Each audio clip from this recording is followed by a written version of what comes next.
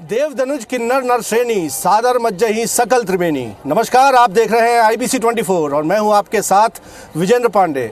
आस्था की नगरी तीर्थराज प्रयागराज की पुण्यधरा से हम आपको लगातार आस्था के महाकुंभ का तस्वीरें दिखा रहे हैं। 75 दिनों से लगातार हमारा ये कवरेज जारी है, मेगा कवरेज जारी है, जिसमें हम आपको महाकुंभ से जुड़ी हुई हर तस्वीर, हर जानकारी आप तक पहुंचाते हैं। तो आज संगम तट पर मैं त्रिवेणी में ही मौजूद हूँ और यहाँ से मैं आपको अगले आधे घंटे तक महाकुंभ से जुड़ी लेटेस्ट खबरों से अपडेट कराऊंगा। तो शुरू करते हैं पहली खबर से। और बाबा जो हैं, तरह तरह के बाबा इस महाकुंभ में आकर्षण का भी और श्रद्धा का भी केंद्र बने हुए हैं। तो चलिए पहले बाबा से हम आपको मिलवाते हैं जिन्होंने 31 सालों से अपनी जटाओं को संभाल रखा है।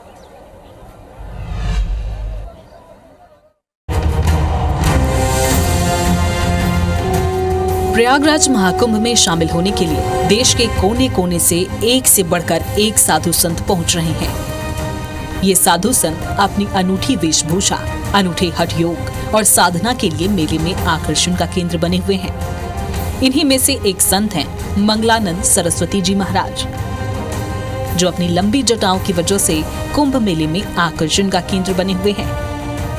कुरुक्षेत्र से पधारे मंगलानंद सरस्वती जी की जटा लगभग 9.5 फीट है। वे बताते हैं कि पिछले 31 सालों से वो इन जटाओं को संभाले हुए हैं। भगवान शंकर अपनी लंबी जटाओं की वजह से जाने जाते हैं। भगवान श्री राम ने भी वनवास काल के दौरान लंबी जटाएं रखी थी। ऐसे में 31 साल पहले उनके मन में भी विचार आया कि वे लंबी जटाओं के साथ सनातन धर्म के रास्ते पर चलें। तब से उन्होंने जटा रखने का संकल्प ले लिया, जो कि आज तक जारी है। महाकुंभ में जिस तरह से दूर दूर से संत आए हुए हैं और संतों की जिस तरह से हम अलग अलग तस्वीरें आपको दिखा रहे हैं, तो एक नए संत से आपका मैं परिचय कराने जा रहा हूं। और वो संत जो हैं वो इस महाकुंभ में अपनी लंबी जटाओं के लिए काफ़ी प्रसिद्ध हैं। जिस तरह से भगवान शिव ने लंबी जटाएं रखी हुई थी, भगवान शिव की जटाएं जिस तरह से काफ़ी सुर्खियों में थी, तो ठीक उसी तरह से इनकी जो जटाएं हैं वो काफ़ी लंबी है। और इसकी वजह से पूरे महाकुंभ में जो संत हैं, संतों के बीच में इनकी खास पहचान है। और इनका मैं परिचय करा दूँ। जो ये संत हैं मंगलानंद सरस्वती जी हैं। और महाराज जी से बात करने का प्रयास करता हूँ मैं। महाराज जी कहाँ से आए हैं आप, ये बताइए। मैं हरियाणा से आया हूँ, कुरुक्षेत्र करनाल जिला। हरि का भूमि है, वो भी पवित्र भूमि है। और ये प्रयागराज संगम है, तीर्थराज प्रयागराज सब तीर्थों का राजा है। और ये पूर्ण महाकुंभ मेला है, इसलिए जो है बहुत सुंदर से और बहुत अच्छे तरीके से सभी काम जो है बढ़िया हो रहे हैं। अभी मैं संगम स्नान करके आया, इसीलिए मैं बैठा है। दर्शन मेला हो गया, आप लोग आ गए इसलिए दिखा दिया। नहीं, मैं जटा खोलता नहीं हूँ, मेरे जटा बंधी रहते हमेशा। ये जो लंबी जटाएं हैं महाराज जी की, और ये आमतौर पर आपको देखने इसलिए नहीं मिलेगा क्योंकि आज मैं बता दूं कि पिछले 8-9 दिनों के बाद आज भगवान सूर्य ने दर्शन दिए हैं। इसके पहले बदली थी, काफ़ी ठंड थी, और आज महाराज जी ने स्नान किया। उन्होंने हमें बताया कि आज उन्होंने कहा था कि आज तो सूर्यदेव आपको प्रकट होना ही पड़ेगा। महाराज जी एक सामान्य सा सवाल कि हम लड़के हैं, छोटे छोटे बालों को संभालने में हमको तकलीफ होती है, ये इतनी लंबी जटा कैसे संभालते हैं आप? इसके बहुत सेवा करने पड़ते हैं, इसको बहुत साफ सफाई रखने पड़ते हैं। अभी मैंने आपको बताया ना, यहाँ बहुत सारे मीडिया वाले आते हैं, मैं जटा खोलता नहीं, बांध के ही रखता हूँ इसको पूरा। कोई खास संकल्प लिया था क्या आपने? नहीं, कोई संकल्प नहीं। साधु है, साधु का ये जटा मतलब सिर मोर होता है। जैसे भगवान शिव का जो है जटाएं जो है जटाओं से गंगा निकली है, तो इसलिए साधु का ये शोभा होता है, इसलिए जटा होना चाहिए। ठीक है। हम बार बार कह रहे हैं कि इस महाकुंभ में जो मंगलानंद सरस्वती जी हैं, ये अपनी जटाओं के कारण काफ़ी पहचाने जा रहे हैं। लोग इनके पास आ रहे हैं, इनके दर्शन कर रहे हैं। और अब इनका कहना है कि इस महाकुंभ के बाद, इस कुंभ स्नान के बाद इन जटाओं को वो समर्पित कर देंगे। 31 सालों तक इन्होंने इस लंबी जटा को संभाल कर रखा हुआ है। और ये देखिए कि ये जो जटा बांध रहे हैं उनके बाद ये किस तरह से इनकी तस्वीर होती है। एक बार कैमरा पर्सन कहूँगा कि वो इसको फोकस करें और दिखाएं। ये देखिए, ये इनकी लंबी जटाएं हैं और ये 31 सालों से इन लंबी जटाओं को महाराज जी ने संभाल कर रखा हुआ है। कैमरामैन संजीव सिंधा के साथ अविनाश पाठक, IBC 24 प्रयागराज। तो देखा आपने 31 सालों से अपनी जटाओं को किस तरह से संवार रखा है और संभाल रखा है इन बाबा जी ने। और हम कहें कि कुंभ नगरी प्रयागराज में तरह तरह के बाबाओं का भी जमावड़ा हो रहा है। एक तरह से मेले की स्थिति है और उनके दर्शन के लिए, उन्हें लोग देखने के लिए श्रद्धालुओं की भीड़ जुट रही है। ये बाबा तरह तरह के हैं और इसी बीच एक ऐसे बाबा चर्चा में हैं जिन्हें एम्बेसडर बाबा के नाम से पुकारा जाता है। जी हाँ, एम्बेसडर बाबा के नाम पर ये विख्यात है और इन्हें देखने के लिए, दर्शन करने के लिए भी श्रद्धालुओं का जमावड़ा लग रहा है। तो कुंभ नगरी में, प्रयागराज में एम्बेसडर बाबा से भी हम आपको मिलवाते हैं।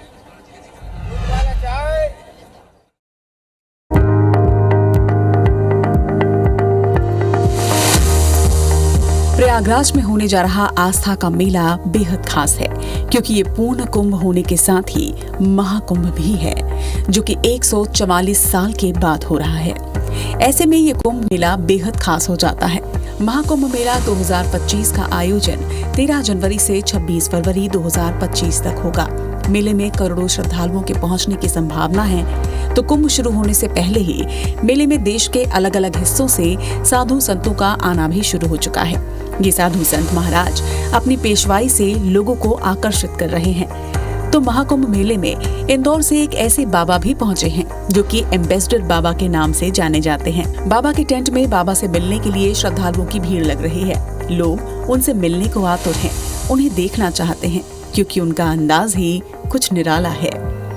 बाबा सोशल मीडिया पर भी छाए हुए हैं। इन्फ्लुएंसर्स भी एम्बेसडर बाबा पर खूब कंटेंट क्रिएट कर रहे हैं। महाकुंभ नगरी में पहुंचे एम्बेसडर बाबा का असली नाम महंत राजगिरी है। वो इंदौर शहर से यहाँ पहुंचे हैं और अक्सर कुंभ जैसे बड़े आयोजनों में अपनी मौजूदगी दर्ज करवाते हैं। महंत राजगिरी अपनी एम्बेसडर कार के नाम से जाने जाते हैं। इसी वजह से उनका नाम एम्बेसडर बाबा पड़ा। उनकी ये कार लगभग 40 साल पुरानी है।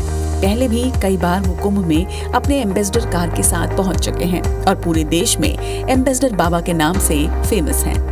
महंत राजगिरी ने यूं तो अपने परिवार और सुख सुविधाओं से संन्यास ले रखा है, लेकिन उनके पास एक एम्बेसडर गाड़ी है जो उनकी साथी है। ऐसे में बाबा ने इसे ही अपना घर बना लिया। ये गाड़ी हर वक्त बाबा के साथ रहती है। इसी वजह से लोग भी उन्हें अब एम्बेसडर बाबा के नाम से बुलाते हैं। बात बाबा की गाड़ी की करें तो उन्होंने अपनी एम्बेसडर गाड़ी को आकर्षक लुक दे रखा है। उन्होंने अपनी गाड़ी को भगवा रंग में रंगवाया है। वहीं गाड़ी के ऊपर एक पंखा लगा हुआ है जो कि वैक्यूम के साथ गाड़ी से जुड़ा हुआ है। गाड़ी की छत पर एक मचान भी बनाया गया है, जिसका इस्तेमाल सोने के लिए किया जाता है। गाड़ी में एसी की भी व्यवस्था की गई है। महाकुंभ संतों और धर्माचार्यों की समागम की स्थल है यहाँ पर। तो हमारे साथ एक ऐसे बाबा हैं जो एम्बेसडर वाले बाबा या टार्जन बाबा के नाम से बड़े मशहूर हैं। इंदौर में इनका आश्रम है। इन बाबा का नाम है नागा बाबा महंत राजगिरी जी महाराज जी। तो महंत राजगिरी महाराज जी, आपका बहुत स्वागत, अभिनंदन IBC 24 न्यूज़ चैनल पर। हाँ जी, हेलो, बोलिए जी, सुनाइए। हाँ, बहुत बढ़िया, ऐसे ही बोलना चाहिए बाबा जी।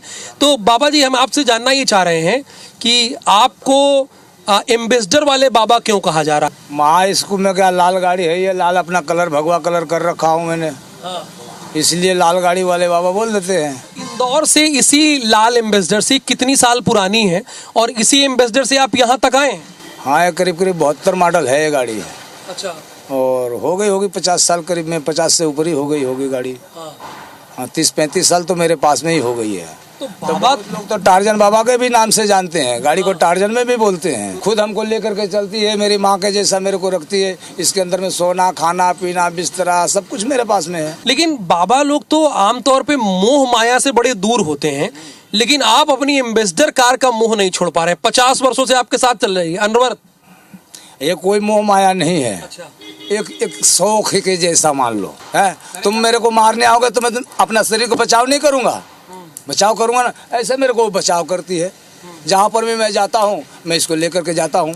ये भी मेरे को इंदौर से ही मिली थी गाड़ी, दान में मिली थी। इंदौर से? हाँ। कब मिली थी दान में? अरे ये मैं सोचता 99 में मेरे को मिली थी ये गाड़ी। ये टार्जन वाले बाबा के पीछे की क्या कहानी है? आप ये कहानी बस गाड़ी चलाते चलाते बोलते टार्जन फिल्म में वैसे थी गाड़ी, वैसे थी गाड़ी, और बहुत तुम तेज चलाते हो गाड़ी, लकड़ी को लांगो मत भैया, बहुत गाड़ी को तेज चलाते हो, तो ऐसे करके टार्जन बाबा बोलने लगे। बाबा जी, आपका नागा प्रशिक्षण कब हुआ था, किस सन में? सन तो इसका भी प्रशिक्षित होता है ना? हाँ, 1998 से हुआ था। अच्छा, 98 में आप नागा प्रशिक्षित हुए, तो 99 में आपको लाल एम्बेसडर मिली। ये जो एम्बेसडर है। और फिर उसके बाद में, उससे पहले मैं ब्रह्मचारी था। बहुत धन्यवाद बाबा जी हमसे बात करने के लिए। तो महाकुंभ में बाबाओं के अलग अलग रंग IBC 24 आपको दिखा रहा है। तो नागा बाबा राजगिरी, जो कि 7 वर्ष में ही संन्यास की इन्होंने दीक्षा ले ली थी और 1998 में इन्होंने नागा प्रशिक्षित हुए, और उसके बाद लाल एम्बेसडर इनके साथ 99 में आई, जो अनवरत अभी इनके साथ बनी हुई है। वहीं एम्बेसडर बाबा एक और नाम से फेमस है। एम्बेसडर बाबा को लोग टार्जन बाबा के नाम से भी जानते हैं। बाबा ने बताया कि उन्हें टार्जन फिल्म की शूटिंग पर ले जाया गया था, जहां से उनका नाम टार्जन बाबा भी पड़ गया। राहुल सौमित्र, IBC 24, प्रयागराज। आइए अब आपको मिलवाते हैं एक ऐसे बाबा से जो सबसे हटकर हैं। ये मॉडर्न बाबा हैं, इनके पास मॉडर्न गैजेट्स भी हैं, हाथ में कमंडल नहीं है, मोबाइल और ट्राइपॉड रखते हैं। तो आइए महाकुंभ में पहुंचे डिजिटल बाबा से भी आपको मिलवाते हैं।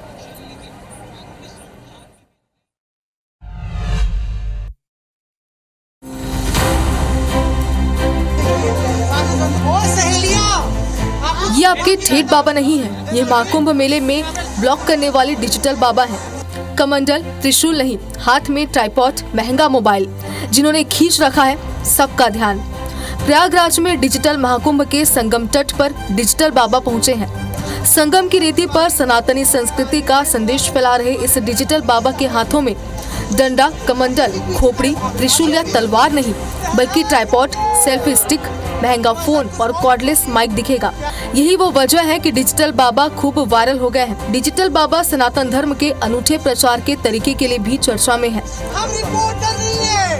अलग अलग बाबा विभिन्न तरीकों से सनातन का प्रचार करते हैं, तो डिजिटल बाबा ने उस तरीके को चुना है जिस पर आज सबसे ज्यादा लोग और खासकर युवा हैं।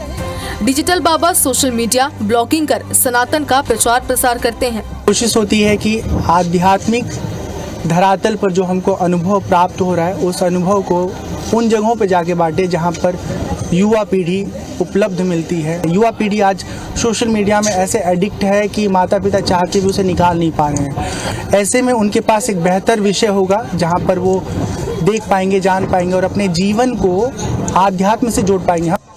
डिजिटल बाबा का असली नाम स्वामी रामशंकर है और वह गोरखपुर के रहने वाले हैं। साल 2008 में उन्होंने घर परिवार छोड़ दिया और 7 सालों तक गुरुकुल में उपनिषद, भगवत गीता, रामायण, संगीत का अध्ययन किया। इसके बाद 2017 से डिजिटल बाबा वैष्णव धाम हिमाचल में रहकर साधना कर रहे हैं।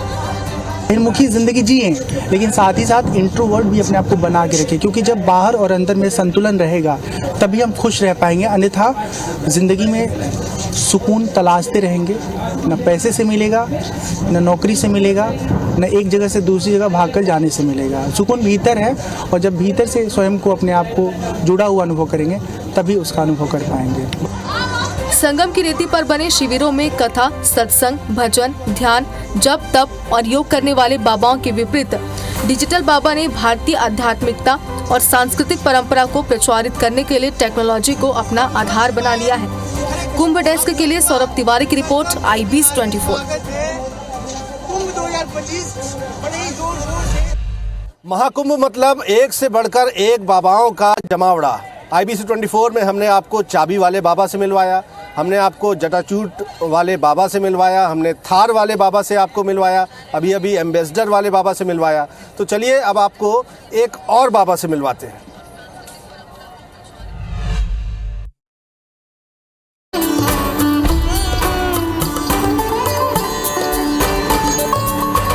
महाकुंभ मेले में बस अब कुछ ही दिन शेष हैं। मेला स्थल में देश भर के अलग अलग जगहों से साधु संतों का जमावड़ा हो रहा। तरह तरह के बाबा, एक से बढ़कर एक सन्यासी मेले में आ रहे। तो एक बाबा है जिन्हें जो भी देख रहा वो हैरान हो जाता है। ऐसा इसलिए क्योंकि उनके सिर पर आपको अनाज उगता हुआ दिखेगा। महाकुंभ मेले में अनाज वाले बाबा के नाम से मशहूर अमरजीत की खूब धूम देखने को मिल रही है।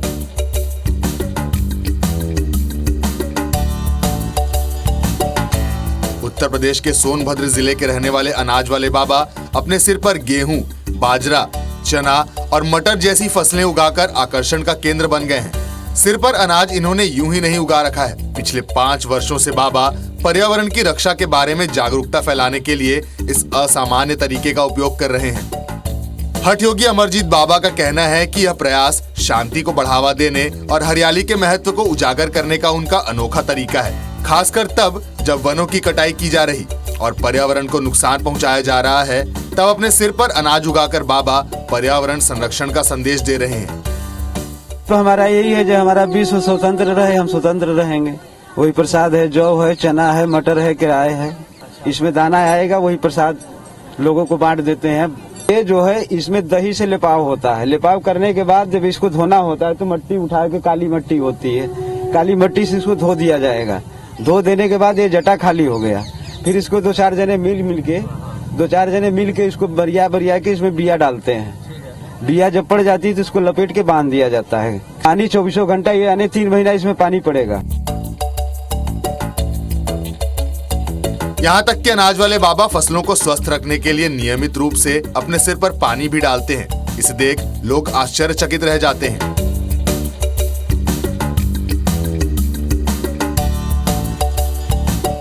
फिलहाल किला घाट के पास कल्पवास कर रहे अनाज वाले बाबा मेले का प्रमुख आकर्षण बन गए हैं।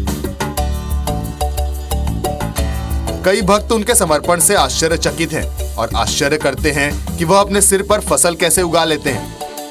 मेले के बाद बाबा ने हरियाली और शांति को बढ़ावा देने के अपने मिशन को जारी रखने के लिए सोनभद्र लौटने की योजना बनाई है। कुंभ डेस्क से सौरभ तिवारी की रिपोर्ट, IBC 24। महाकुंभ में बड़ी संख्या में तीर्थयात्रियों को आना है। यात्रियों के आने का सिलसिला चल रहा है तो तरह तरह की व्यवस्थाएं भी हैं, उनके रहने के, ठहरने के इंतज़ाम हैं। लेकिन बात यह भी है कि जब इतनी बड़ी संख्या में लोग आएंगे तो प्रदूषण भी होगा। ऐसे में पर्यावरण का भी ख्याल रखा गया है। यहाँ इको टूरिज्म का संदेश देते हुए एक रिजॉर्ट इस तरह से तैयार किया गया है कि वहाँ आपको प्राचीन भारतीय शैली में बनी कुटिया में रहने का अनुभव भी मिलेगा। देखिए रिपोर्ट।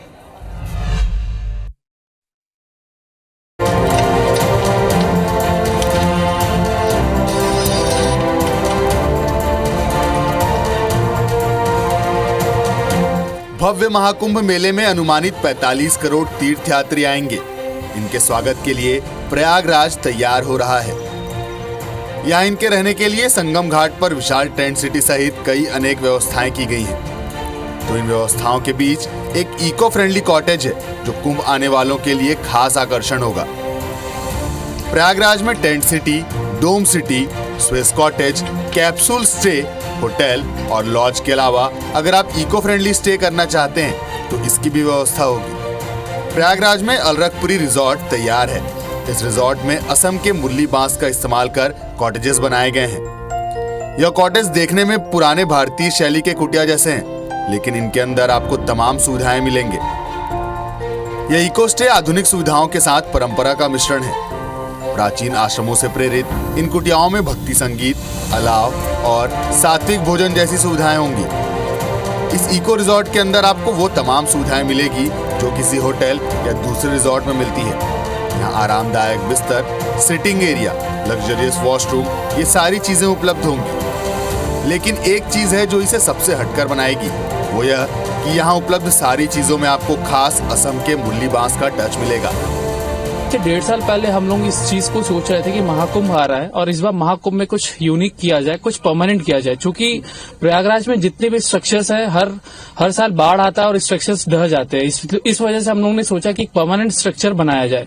तो परमानेंट स्ट्रक्चर के लिए हम लोग फिर आसाम गए। आसाम से बम्बू का कॉन्सेप्ट देखा, फिर वहां से 6 महीने से 7 महीने लगे इस चीज को, स्ट्रक्चर को इम्प्लीमेंट होने पे, और ये आज बनकर के रेडी हुआ है। हमारे कॉटेजेस जब बनना स्टार्ट हुए और मात्र 2 से 3 महीने के अंदर 80 से 90% सोल्ड आउट हो गए। इन इको फ्रेंडली कॉटेज का उद्देश्य न सिर्फ भारत की सांस्कृतिक विरासत को पुनर्जीवित करना है, बल्कि इससे लोगों को पर्यावरण के प्रति जागरूकता का संदेश भी जाएगा। क्योंकि महाकुंभ में करोड़ों की संख्या में लोग आएंगे, तो इस इको फ्रेंडली स्टे के जरिए जीरो वेस्ट और ग्रीन कुंभ का मैसेज भी जाएगा। IBC 24 के लिए कुंभ डेस्क की स्पेशल रिपोर्ट। नागा साधु सन्यासियों की दुनिया बड़ी रहस्यमय मानी जाती है, लेकिन कुंभ वो मौका होता है जब उनके बारे में जाना जा सकता है। क्योंकि जब वो कुंभ होता है तब वो समाज के भीतर भी आते हैं, समाज के सामने आते हैं, और उनके बारे में जानने की कोशिश हमने भी की है। निरंजनी अखाड़े के एक नागा सन्यासी सुधीर पुरी जी महाराज को जब हमने देखा तो वो भरी ठंड में तन पर सिर्फ भभूत लपेटे हुए साधना करते नजर आए। देखिए रिपोर्ट।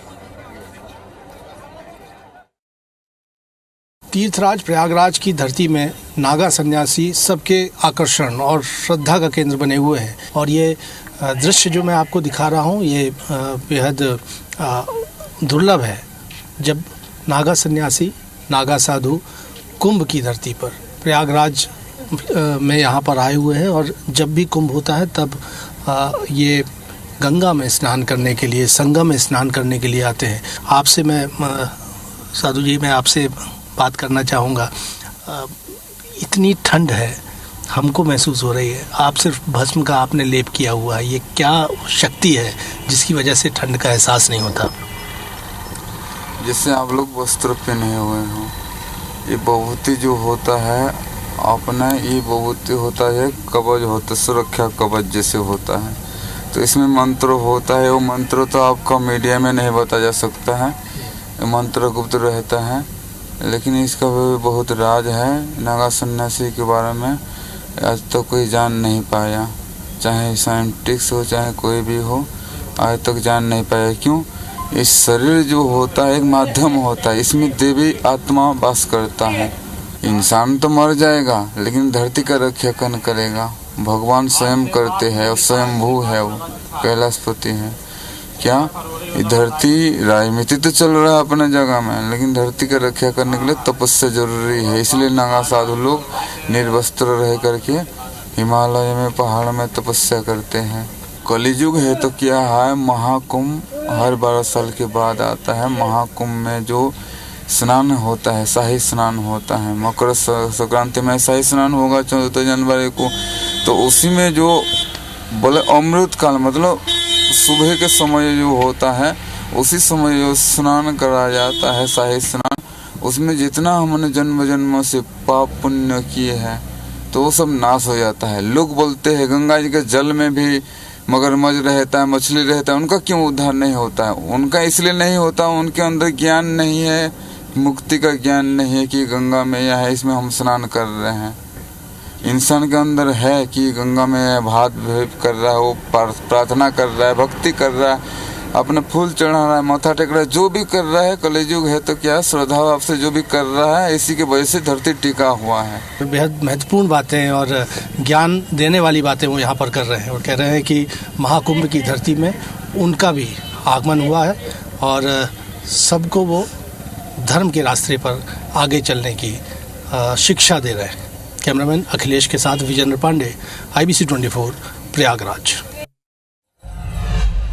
तो सनातनी आस्था के इस महाकुंभ में तरह तरह की रंग बिरंगी तस्वीरें भी देखने मिल रही है, और हर एक तस्वीर, हर एक जानकारी IBC 24 के स्पेशल बुलेटिन्स के जरिए हम आप तक पहुंचा रहे हैं। ये सिलसिला आगे भी जारी रहेगा, लेकिन फिलहाल इस बुलेटिन में इतना ही। मुझे और मेरी पूरी टीम को दीजिए इजाज़त। आप देखते रहिए IBC 24। नमस्कार।